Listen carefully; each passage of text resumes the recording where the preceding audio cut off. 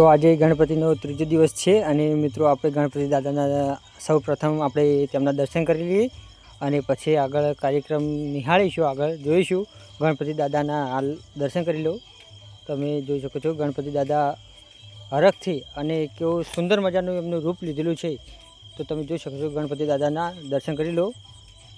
તો હવે બાપુના પણ દર્શન કરી લો. બાપુ પણ ઘણી બધી સેવા આપે છે ગણપતિ ઉત્સવમાં અને પ્રસાદ પણ બાપુ ધરાવે છે અને આપે છે.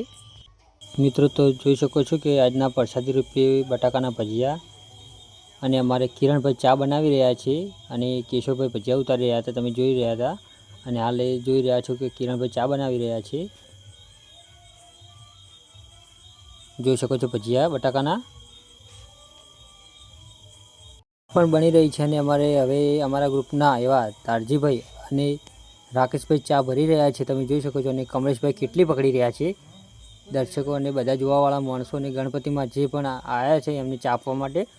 તો મિત્રો ચા સાથે પાપડી પણ આપે છે અમારા મિત્રો. અને જોઈ શકો છો અમારા મહાકા ગ્રુપના બધા માણસો કામ પણ કરી રહ્યા છે. ડીશોમાં પાપડી અને સેવ ભરી રહ્યા છે. બધા લોકોને શું દર્શકો જે આવ્યા છે ગણપતિ ઉત્સવ મહોત્સવમાં હાજરી આપી એમના માટે ચા અને પાપડીનો નાસ્તો પણ આપે છે. આજની પ્રસાદીમાં મીઠાઈ ધારજીબા તરફથી બનાવવામાં આવી હતી. ગણપતિ ઉત્સવમાં લોકોને પ્રસાદી રૂપે મીઠાઈ આપવામાં આવી હતી. તો તમે જોઈ શકો છો દર્શક મિત્રો કે ગણપતિ દાદાની હવે આપણે આરતી પણ કરી રહ્યા છીએ. હવે બધા માણસો ભેગા મળીને અને ગણપતિ દાદાની આરતી ઉતારી રહ્યા છે. અને બધા દર્શકો જો આરતીનો લાવો પણ લઈ રહ્યા છે. અને તમે પણ આરતીનો લાવો લેવા માગતા હોય તો ગણપતિ દાદાના સાનિધ્યમાં અમે જે સ્થાપના કરી છે હનુમાન દાદાના મંદિરે, તો આવી શકો છો. બોલો ગણપતિ બાપાને!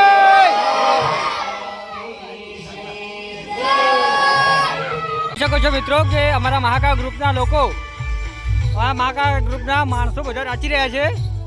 ગણપતિ ઉત્સવનો આજે ત્રીજો દિવસ છે અને અમારા ગ્રુપના મેમ્બરો બધા ગણપતિના મોજથી નાચી રહ્યા છે, મહેરબાનીથી. ગણપતિ દાદાની જય બોલો.